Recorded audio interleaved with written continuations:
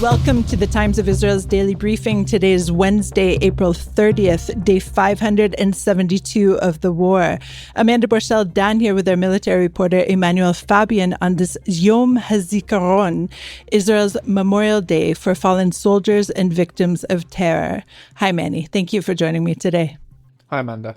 We are going to probe into the IDF reports on the disasters leading up to and on October 7th that led to the killing of 1,200, mostly civilians, and the hostage taking of some 250.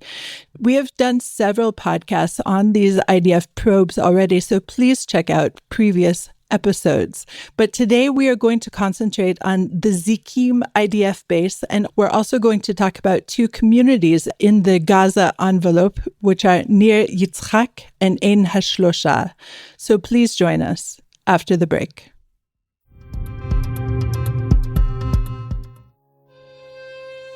A child, A soldier, a farmer, a grandparent. In our Those We Have Lost project, the Times of Israel tells the stories of individuals slain in Hamas's brutal attack on October 7th, 2023. With 1,100 individual entries covering almost every single person killed by Hamas, our Those We Have Lost project paints a picture of each of their lives and the ongoing ripple effects of their deaths. The Those We Have Lost project works to ensure that despite the massive scale of the loss, no one is forgotten. a teacher, a tourist, a peacenik, a farmer, a grandparent. a soldier, Visit the project's homepage on the Times of Israel. Together, we keep their memories alive. a best friend, a medic, a twin, A family.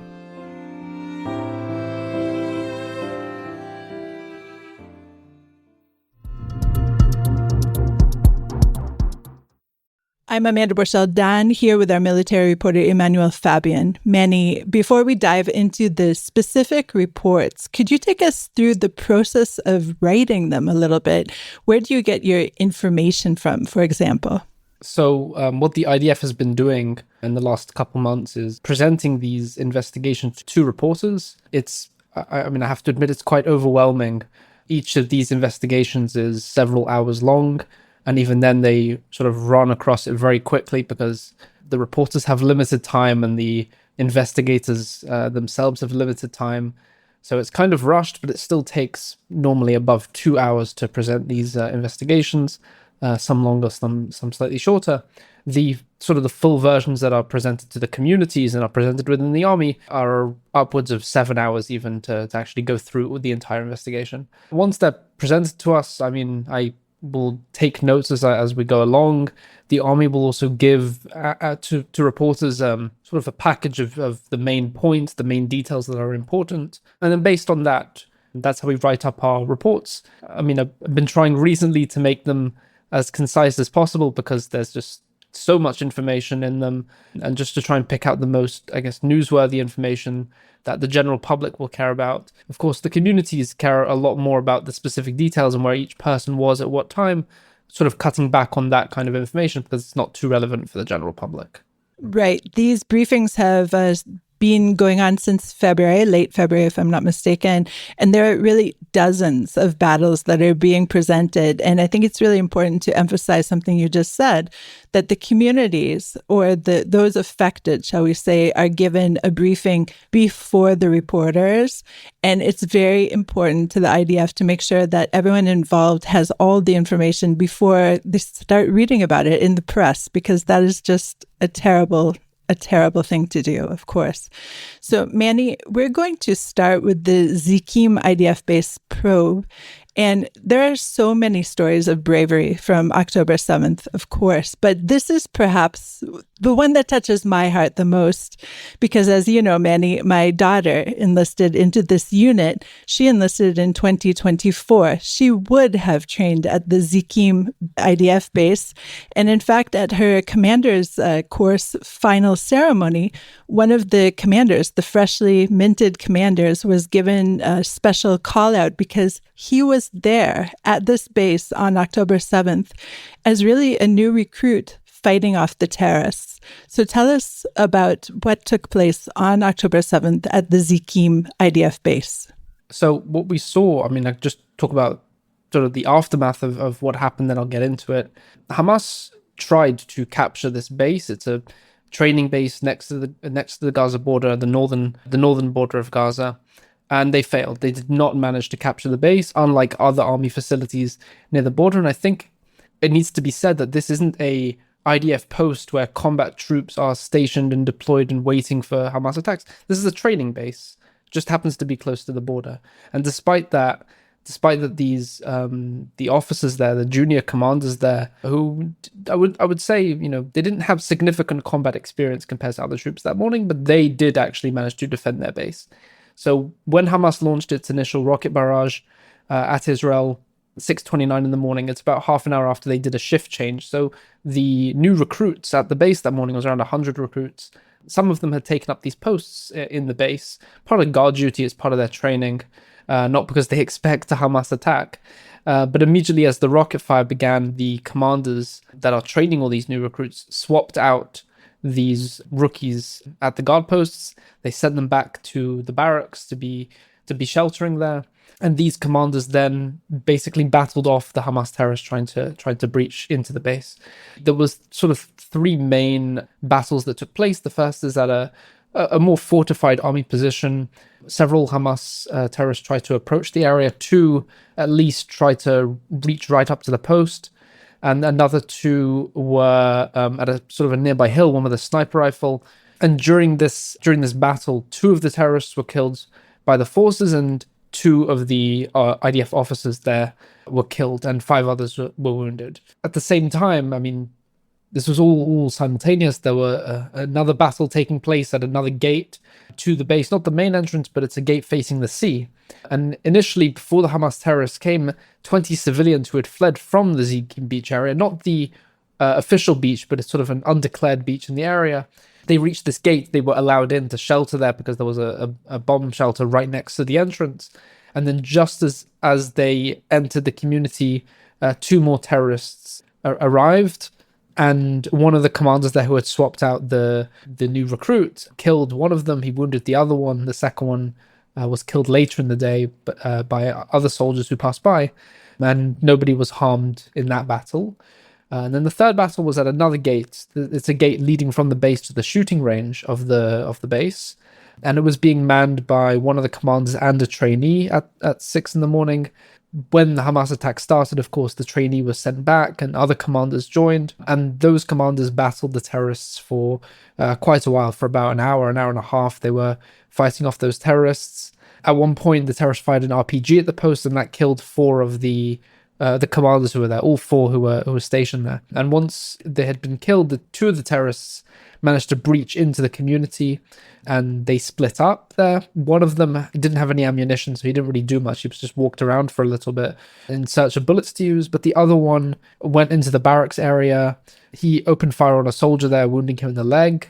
One of the trainees who heard the gunfire opened the door to the shelter in an attempt to return fire, but he was immediately shot and killed. He was the only trainee killed that morning during the attack, Corporal Neria Nagari. The terrorists then fired bullets into the shelter where the soldiers were sheltering, where some of the wounded commanders were. And one of these young trainees, who's apparently a martial arts expert, his gun had jammed, so he pushed the terrorist out the shelter. He beat him with his own gun, and then during this whole struggle, the terrorist stabbed the soldier, and then another trainee showed up and shot the terrorist and killed him. And that's basically how the whole event ended. The second terrorist, who had been walking around in search of bullets, was killed not long after by other troops who then reached the base and spotted him, and then they killed him. But all in all, 6 of these IDF commanders were killed. 1 trainee was killed, but other than that, the vast majority of the young trainees were all saved by the actions of these commanders. I just want to emphasize that this unit that is stationed there, or that will be stationed there, they're currently not using this base for a training base, as I mentioned. It's a mixed male and female fighting unit. It's search and rescue, actually.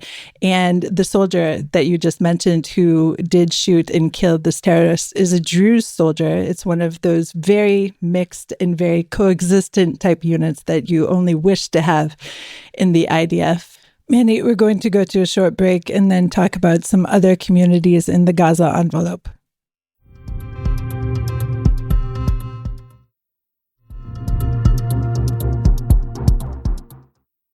And we're back. I'm Amanda Borchel-Dan here with our military reporter, Emmanuel Fabian. Let's start with Ein Hashlosha and try to end this very, very sad episode with a bit of a silver-ish lining by talking about Nir Yitzhak after Ein Hashlosha. So Manny, tell us what happened at Ein Hashlosha. So in Ein Hashlosha, unfortunately, the local security team there went into hiding rather than attempting to stop the Hamas-led terrorists who were rampaging through the community. But still, the community largely avoided the worst of the massacres that day. And IDF troops who were in the area did manage to prevent a lot of these terrorists from actually reaching the community. But in total, 3 civilians were murdered by the terrorists there, and only one member of the security team, the chief of the security team, Rami Negbi, was actually killed battling the terrorists. No hostages were taken from Ein Hashlosha, and the army, of course, showed up much too late as well, well after the fighting had ended. But essentially, the Hamas terrorists, very, very few of them compared to other communities, actually managed to reach the community. But when they did, the civil defense squad, according to the probe, was ineffective in stopping the terrorists. Many of them did not have assault rifles. Only 4 did out of the 14 members. The others had handguns or no weapons at all. They had undergone some training with the army beforehand, but ultimately only one member, the chief, exchanged fire with the terrorists. The others were in hiding either in their homes, 2 hid in a synagogue, and as such, only one terrorist was killed during the entire onslaught there. Inside the home of one of the local security officers, he was armed with a handgun. Outside the kibbutz, dozens of terrorists who were trying to infiltrate were killed by Israeli troops and in airstrikes. But this investigation does show quite a significant failure on the part of the local defense squad, of course, on the part of the army, who didn't even arrive there for many, many hours. Right. And so Kibbutz Nir Yitzhak is a bit of an opposite situation. And the team actually was quite efficient in its fending off of dozens of Hamas terrorists. So tell us what happened there. So in Nir Yitzhak, and this is quite unique, no civilians were murdered in the community. The 6 deaths that occurred there were all members of the security team who were killed in battle fighting off the terrorists. The bodies of 3 of them were abducted to Gaza. Hostages were actually taken from the community. 5 members of the Har, Marman, Leinberg family, 2 of them, Luis Har and Fernando Marman, were rescued by Israeli forces in February 2024, and the other 3, Gabriela Leinberg and her daughter Mia and her sister Clara, they're all related. They were released in November 2023 and with the ceasefire with Hamas. And their dog, of course. One must not forget the dog. And of course the dog, Bella, if I'm not mistaken, the name, yes. Right. The army, again, did not show up on time, only after the last terrorist had already left. But this investigation did show that the local security team did everything that they could to defend the community, and they succeeded in defending the community because ultimately they only broke into one home and abducted people. They did not go to other homes. They didn't murder. They didn't carry out a massacre throughout the entire community either, like we saw in other communities that morning. One armed civilian also joined the local security team, I should note as well. Not a member of the security team, but he had a handgun, so he joined in. That's on the part of the local defense team, but on the part of the army. So the army's backup troops didn't arrive in time because they would, of course, all the other related attacks in the area. But the investigation did note a pretty significant order by Major Roy Chappell, who was a commander in the Nachal Brigade. He was also killed that morning, but his order was at right at the beginning of the Hamas onslaught. He ordered a tank to go to the border, and the tank went into this position where it basically was looking over the breach in the border fence where the terrorists were streaming into Nir Yitzhak. And from there, this tank fired no less than 40 shells at the breach in the border. It destroyed 10 Hamas pickup trucks and killed well over 100 terrorists. Just one tank, and this team they're all alive still, as far as I know, and they played a very critical part in defending Nir Yitzhak, because around 90 terrorists ultimately infiltrated Nir Yitzhak, but it could have been more than 200 had they not been there. Chapel also ordered a patrol to head for Nir Yitzhak immediately, but it couldn't reach there. It was caught up fighting on the way. And of course, he was killed fighting Hamas in the Sufa area as well during this attack. Manny, it is a very difficult day for everyone here in Israel. It's a day in which there's a siren that goes off, and we all stand at attention wearing white shirts in memory, in commemoration of all those who have fallen in battle and who are victims of terror since the founding and even before the founding of the State of Israel. So, Manny, thank you for joining me today. Thank you. Thanks for listening to the Times of Israel's Daily Briefing. Please check out another installment tomorrow. This episode was produced by the Podwaves and video edited by Thomas Gersh. If you have any questions or comments about this or any other episode, please drop us an email to podcast@timesofisrael.com. Until tomorrow, shalom.